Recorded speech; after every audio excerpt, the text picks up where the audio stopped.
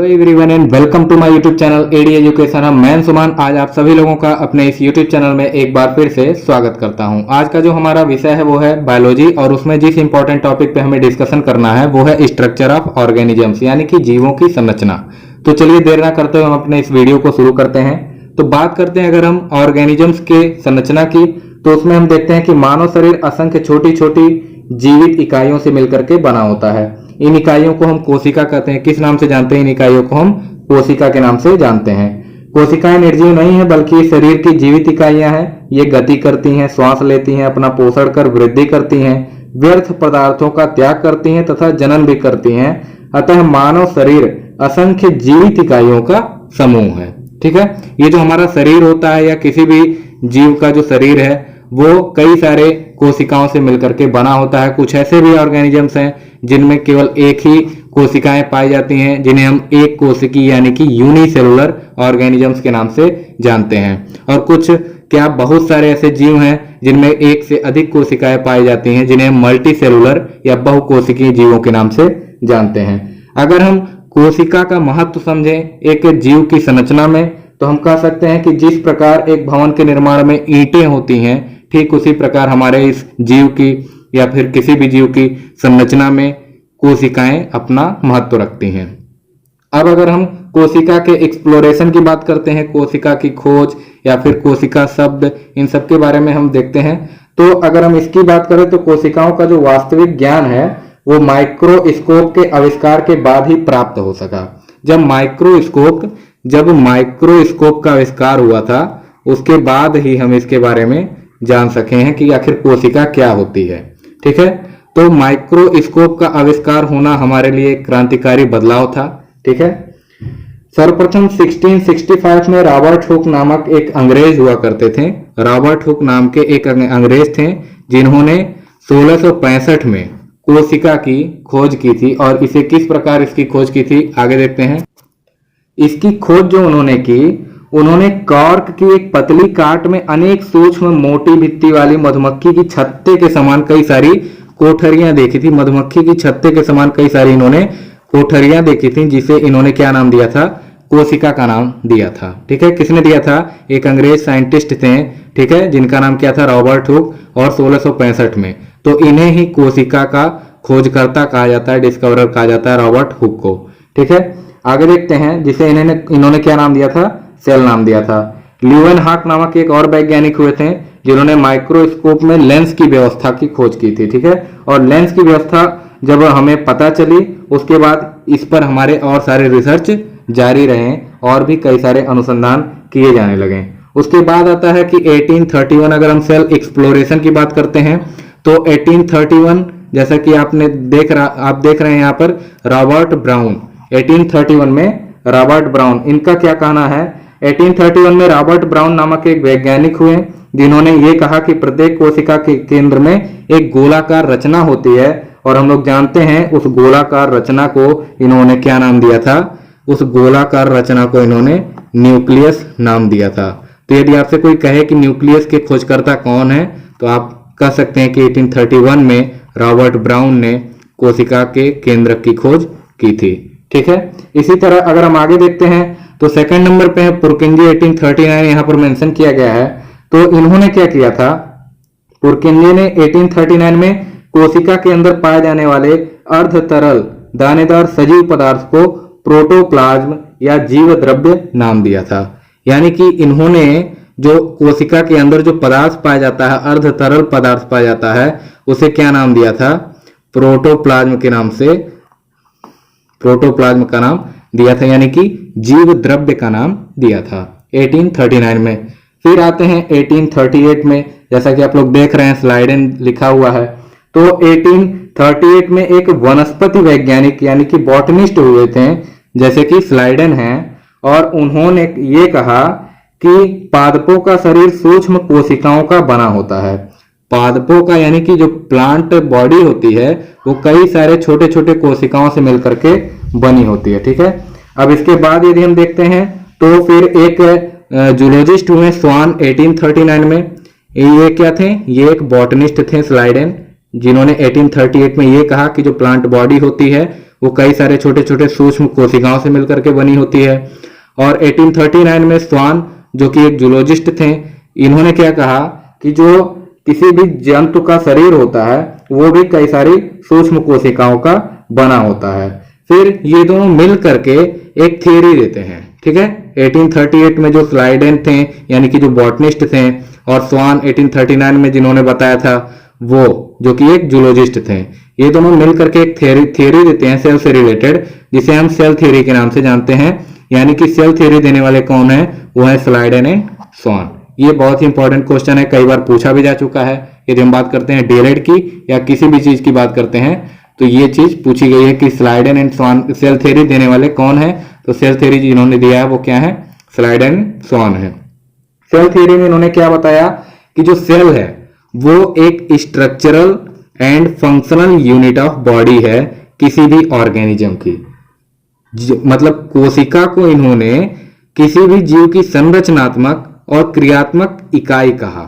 और इसी के अंतर्गत ये भी बताया गया कि जो कोशिकाएं होती हैं वो अपने प्री एग्जिस्टिंग सेल से मिलकर के बनी होती हैं, प्री एग्जिस्टिंग सेल से मिलकर के बनी होती हैं, यानी कि पूर्ववर्ती कोशिकाओं से बनी होती हैं। ठीक, तो ये दो चीजें बताई गई थी सेल थ्योरी में और देने वाले थे स्लाइडेन एंड स्वान। अब इसके आगे देखते हैं, इसके आगे आते हैं 1855 में रॉबर्ट विर्चो। अब रॉबर्ट विर्चो ही थे जिन्होंने ये कहा था कि जो हमारी कोशिकाएं होती हैं वो प्री एग्जिस्टिंग सेल से मिलकर के बनी होती हैं। फिर आते हैं 1861 में मैक्स सुल्जे। कौन है, मैक्स सुल्जे आते हैं 1861 में, और 1855 में आए थे रॉबर्ट विर्चो। तो मैक्स सुल्जे ने एक प्रोटोप्लाज्म थियरी दी थी, और इस प्रोटोप्लाज्म थियरी में ये कहा गया कि जो हमारी कोशिकाएं होती हैं वो प्रोटोप्लाज्म का एक पिंड है जिसमें एक केंद्रक होता है, और इसे ही हम प्रोटोप्लाज्म थ्योरी के नाम से जानते हैं। फिर 1884 में स्ट्रासबर्गर आते हैं, और 1884 में स्ट्रासबर्गर ने यह बताया कि केंद्रक पैतृक लक्षणों की वंशागति में भाग लेता है।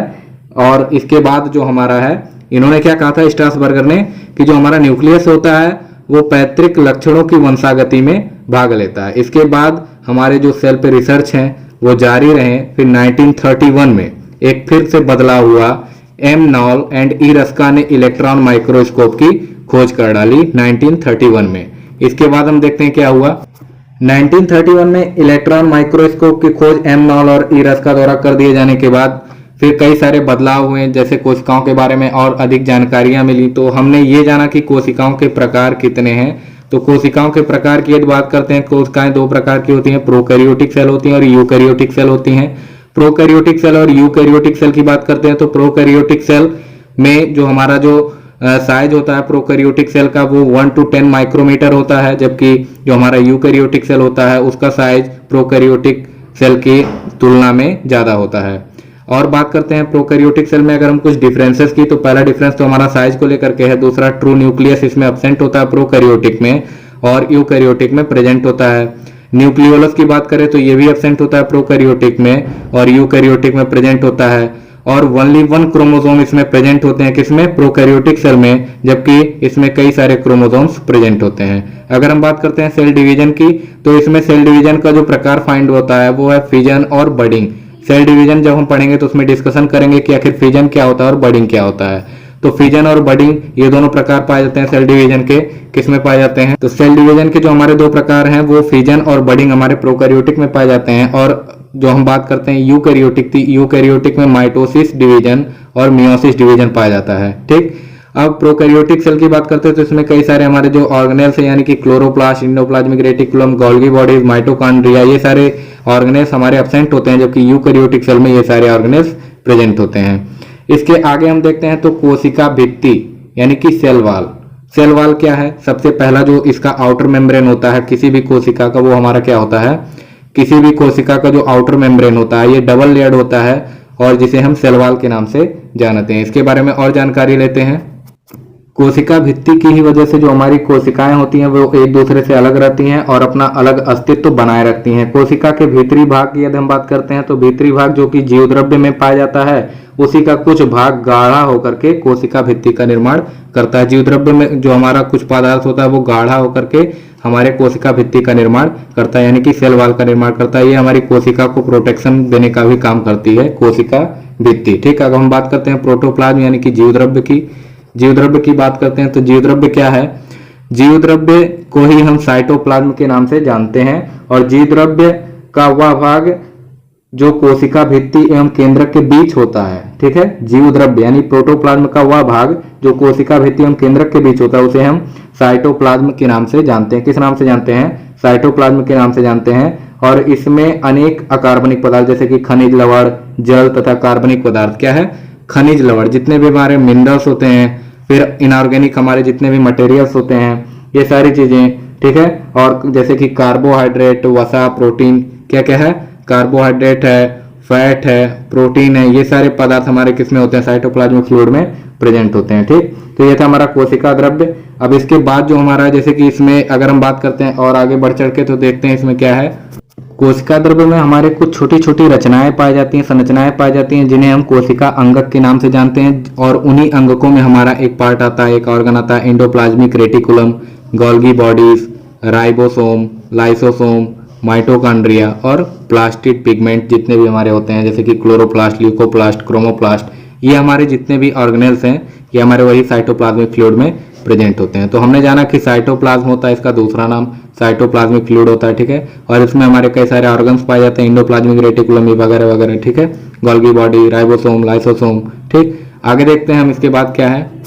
नेक्स्ट जो हमारा ऑर्गन है उसके बारे में हम डिस्कशन करते हैं, यानी कि इंडोप्लाज्मिक रेटिकुलम। अगर इसे हम पहला ऑर्गन लें और इसके बारे में डिस्कशन करें तो देखते हैं कि इंडोप्लाज्मिक रेटिकुलम जो होता है वो दो प्रकार का होता है। एक होता है एसईआर यानी कि स्मूथ इंडोप्लाज्मिक रेटिकुलम, और एक होता है आरईआर यानी कि रफ इंडोप्लाज्मिक रेटिकुलम। ठीक, अगर हम इंडोप्लाज्मिक रेटिकुलम की बात करते हैं तो ये लिपोप्रोटीन से मिलकर के बना होता है। किससे बना होता है? लिपोप्रोटीन से। अगर हम आरईआर और एसईआर के फंक्शन की बात करते हैं तो ये फैट और कोलेस्ट्रॉल का सिंथेसिस में इसमें पार्टिसिपेट करते हैं, फैट और कोलेस्ट्रॉल के सिंथेसिस में। ठीक है, इंडोप्लाज्मिक जो रेटिकुलम होता है वो क्या करता है, इसका कोशिका में वर्क क्या है, फंक्शन क्या है, अगर इसकी बात करें तो देखते हैं कि ये अंतराकोशिकीय परिवहन तंत्र का निर्माण करता है, यानी कि इंटरसेलुलर ट्रांसपोर्ट सिस्टम का फॉर्मेशन करता है इंडोप्लाज्मिक रेटिकुलम। इसका कोशिका में फंक्शन क्या है? इंटरसेलुलर ट्रांसपोर्ट सिस्टम का फॉर्मेशन। ठीक, अब इसी में जो हमारा फैट है वो प्रोटीन से मिल करके एक मेम्ब्रेन का फॉर्मेशन करता है ड्यूरिंग सेल डिवीजन, जिसे हम मेम्ब्रेन बायोजेनेसिस के नाम से जानते हैं। किस नाम से जानते हैं इसे? मेम्ब्रेन बायोजेनेसिस के नाम से जानते हैं। फिर एक फंक्शन इसका और है इंडोप्लाज्मिक रेटिकुलम का, जितने भी हमारे वर्टिब्रेट्स हैं, कशेरुकीय हैं, उनके लिवर सेल में ये डिटॉक्सिफिकेशन का काम करता है। ठीक है, जितने भी वर्टिब्रेट्स हैं उनके लिवर सेल में ये डिटॉक्सिफिकेशन का काम करता है। इसके बाद का जो हमारा ऑर्गन है वो है राइबोसोम। तो राइबोसोम के बारे में देखते हैं।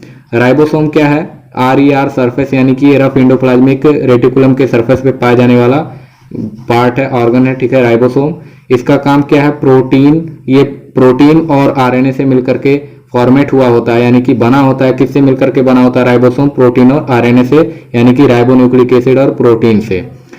जब राइबोसोम की बात करें, जब ये गुच्छे में पाए जाते हैं, जब ये राइबोसोम जो होते हैं वो गुच्छे में पाए जाते हैं तो इन्हें हम पॉलीराइबोसोम या फिर पॉलीसोम के नाम से जानते हैं। ठीक है, और इनका जो काम होता है, राइबोसोम में ही हमारा प्रोटीन सिंथेसिस का काम किया जाता है। प्रोटीन सिंथेसिस का काम जो हमारा होता है वो राइबोसोम ऑर्गन में ही किया जाता है।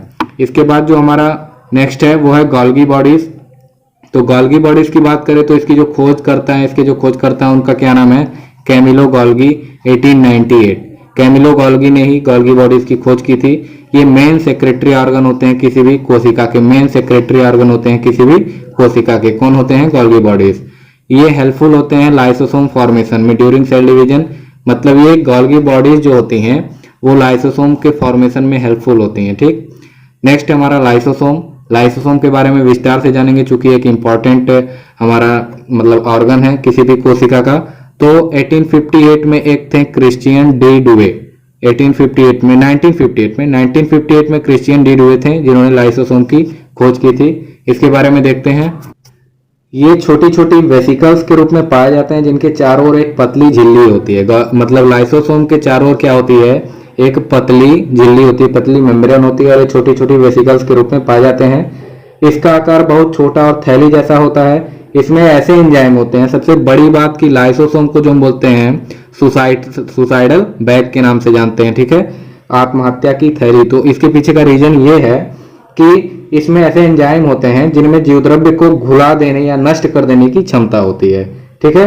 और कोशिकीय उपापचय यानी कि सेलुलर मेटाबॉलिज्म के दौरान जब उसमें व्यवधान उत्पन्न होता है तब कोशिका क्षतिग्रस्त हो जाती है और लाइसोसोम फट जाते हैं एवं इसमें मौजूद जितने भी एंजाइम्स होते हैं वो अपनी ही कोशिका को डाइजेस्ट कर डालते हैं। इसी की वजह से कोशिका की मृत्यु हो जाती है, यानी कोशिका डेड हो जाती है, और इसी की वजह से इसे हम सुसाइडल बैग के नाम से जानते हैं। किस नाम से जानते हैं? सुसाइडल बैग के नाम से जानते हैं। वेरी इंपॉर्टेंट है, कई बार एग्जामों में पूछा गया। 1958 में क्रिश्चियन डिडुए ने इसकी खोज की थी। इसका काम क्या है? Protection from bacteria and virus, ठीक है। ये बैक्टीरिया और वायरस से सुरक्षा प्रदान करता है किसको? कोशिका को। इसका जो वर्क है ये है, ठीक है। इसके बाद अगर हम बात करते हैं माइटोकॉन्ड्रिया की, तो माइटोकॉन्ड्रिया क्या है? माइटोकॉन्ड्रिया बहुत ही इंपॉर्टेंट ऑर्गन होता है किसी भी कोशिका का। माइटोकॉन्ड्रिया को हम पावर हाउस के नाम से जानते हैं। इसकी संरचना की बात करें तो ये दो मेम्ब्रेन्स में घिरा होता है, यानी कि एक आउटर मेम्ब्रेन होता है जैसा कि आप लोग फिगर में देख रहे हैं, एक आउटर मेम्ब्रेन और एक इनर मेम्ब्रेन है। ये पार्ट हमारा आउटर है, ये इनर है। इनमें कई सारे क्रिस्टी होते हैं जिनमें अंगुल फिंगर के नुमा कई सारी संरचनाएं निकली होती हैं। यहाँ पर राइबोसोम मॉलिक्यूल्स भी होते हैं, एक बार डीएनए का भी पाया जाता है यहाँ पर। और ये जो हमारे फिंगर के ऊपर ये जो पतले पतले धागे नुमा संरचनाएं निकली हैं इन्हें हम क्रिस्टी के नाम से जानते हैं। इसके बारे में विस्तार से जानते हैं। माइटोकॉन्ड्रिया को हम बोलते हैं power house of the cell, और ये ऑक्सीडेशन होता है इसके अंदर, किसका? फूड का ऑक्सीडेशन होता है। और अगर हम इसकी बात करते हैं तो पादप कोशिका में इसकी अगर हम संख्या कहें तो पादप कोशिका में इसकी संख्या जो होती है वो जंतु कोशिका से कम होती है। जंतु कोशिका में यह संख्या यानी कि माइटोकॉन्ड्रिया की संख्या जो होती है वो 10,000 या फिर इससे भी ज्यादा हो सकती है। ये एक इंपॉर्टेंट पॉइंट है, ठीक है। माइटोकॉन्ड्रिया के बारे में ये है। अब इसके बाद हम बात करते हैं प्लास्टिड्स की। तो प्लास्टिड के बारे में देखते हैं। प्लास्टिड की बात करें तो ये केवल प्लांट सेल में ही पाए जाते हैं। प्लास्टिड केवल प्लांट सेल में पाए जाते हैं और ये पूरे कोशिका में स्कैटर्ड होते हैं, यानी कि बिखरे होते हैं। ये 3 प्रकार के होते हैं, ल्यूकोप्लास्ट, क्रोमोप्लास्ट और क्लोरोप्लास्ट। क्लोरोप्लास्ट यानी कि इसके बारे में अगर हम देखते हैं तो स्ट्रोमा लेमेली एक पार्ट होता है। स्ट्रोमा लेमेली के बीच में चपटी और वृत्ताकार और सूक्ष्म थैलियां जैसी एक संरचनाएं होती हैं जिन्हें हम क्या बोलते हैं? थैलोकॉइड्स बोलते हैं। किस नाम से जानते हैं? थैलोकॉइड्स। और इन्हीं थैलोकॉइड्स के कई सारे थैलोकॉइड्स मिलकर के एक ग्रेनम का पार्ट बनाते हैं। और क्लोरोप्लास्ट में 4 से 60 ग्रेनम के पार्ट होते हैं, ठीक है। और क्लोरोप्लास्ट क्या है? क्रोमोप्लास्ट, इसमें जो हमारा ये पत्तियों को या फिर फूलों को रंग देने, कई सारे रंग बिरंगे फूल मतलब उसको रंग देने का काम करता है क्रोमोप्लास्ट। अब बात करते हैं ल्यूकोप्लास्ट की। ल्यूकोप्लास्ट जो होते हैं मुख्यतः जड़ की कोशिकाओं में पाए जाते हैं, यानी कि रूट के सेल्स में पाए जाते हैं और खाद्य संचय का कार्य करते हैं, यानी कि फूड को कंजर्व करने का कार्य करते हैं। इसमें स्टार्च, प्रोटीन तथा तेल जैसे पदार्थ संचित रहते हैं। किसमें? ल्यूकोप्लास्ट में। इसकी संरचना की बात करते हैं तो इसमें जैसा कि हम लोग देख रहे हैं एक आउटर मेम्ब्रेन है, एक इनर मेम्ब्रेन है। इसमें स्ट्रोमा लेमेली कहाँ पर है? स्ट्रोमा लेमेली यानी कि ये जो पार्ट हमारा है इसे दिखाया गया है। स्टार्च फूड है, ये हमारे जो 2 ब्लैक पार्ट है ये हमारे स्टार्च फूड है, और ये जो इसमें स्कैटर्ड है वो क्या है? हमारे राइबोसोम्स है, ठीक है। स्ट्रोमा लेमेली और उसमें संरचनाएं बीच में पाई जाती हैं, थैलोकॉइड, और कई सारे थैलोकॉइड मिलकर के ग्रेनम बनाते हैं। और क्लोरोप्लास्ट में 4 से 60 ग्रेनम होते हैं। क्लोरोप्लास्ट का ही एक मेन पार्ट है हमारा क्लोरोफिल, जिसकी वजह से पत्तियां हमारी क्या होती हैं? हरी होती हैं, ठीक। अब लास्ट हम बात करते हैं न्यूक्लियस की। देखते हैं यदि बात करते हैं हम न्यूक्लियस की, तो न्यूक्लियस कोशिका द्रव्य के बीच एक बड़ी गोल डेंस संरचना पाई जाती है जिसे हम केंद्रक या फिर न्यूक्लियस के नाम से जानते हैं। सभी जीवित कोशिकाओं में केंद्रक मौजूद रहता है। इसके चारों ओर दोहरे परत की झिल्ली रहती है जिसे हम न्यूक्लियर मेम्ब्रेन के नाम से जानते हैं। इसमें अनेक के केंद्रक छिद्र होते हैं, ठीक है। इन छिद्रों के द्वारा केंद्रक द्रव्य एवं कोशिका द्रव्य के बीच पदार्थों का आदान प्रदान होता रहता है। प्रायः एक केंद्रक हर जीवित कोशिका में पाया जाता है, लेकिन कुछ कोशिकाओं में एक से ज्यादा केंद्रक भी पाए जाते हैं। बात करते हैं हम न्यूक्लियस की, तो इसके चारों तरफ जो हमारा होता है वो न्यूक्लियर मेम्ब्रेन होता है। इसके अंदर का पार्ट हमारा न्यूक्लियोप्लाज्म होता है जो फ्लूइड पाया जाता है, ठीक है। ये क्रोमेटिन, इसके बीच में कुछ पतली पतली संरचनाएं पाई जाती हैं जिन्हें हम क्रोमेटिन बोलते हैं, जो कि डीएनए और प्रोटीन से मिलकर के बनी होती हैं, ठीक, जो कि डीएनए और प्रोटीन से मिलकर के बनी होती हैं। ये सेल डिवीजन के टाइम पे जो क्रोमेटिन्स होते हैं वो कॉइल्ड स्ट्रक्चर के रूप में फॉर्म्ड हो जाते हैं, अलग अलग हो जाते हैं, जिन्हें हम क्रोमोसोम के नाम से जानते हैं। और बात करते हैं डीएनए की, तो डीएनए जो हमारा होता है वो एक जेनेटिक मटेरियल होता है किसी भी ऑर्गेनिज्म का, ठीक है। तो डीएनए जेनेटिक मटेरियल है और जो हमारा इसका यूनिट है वो हेरिडिटरी यूनिट यानी कि जीन है हमारा, ठीक। तो ये था न्यूक्लियस। अब इसके आगे देखते हैं।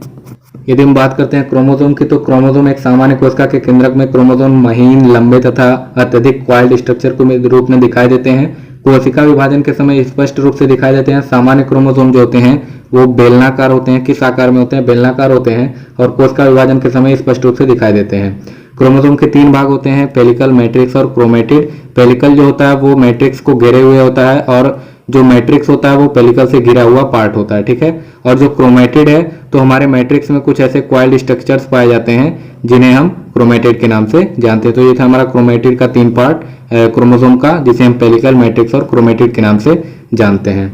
इसके अगर आगे की बात करते हैं तो इसमें देखते हैं कि जो क्रोमेटिड होता है वो डीएनए और हिस्टोन प्रोटीन का बना होता है। किस चीज का बना होता है?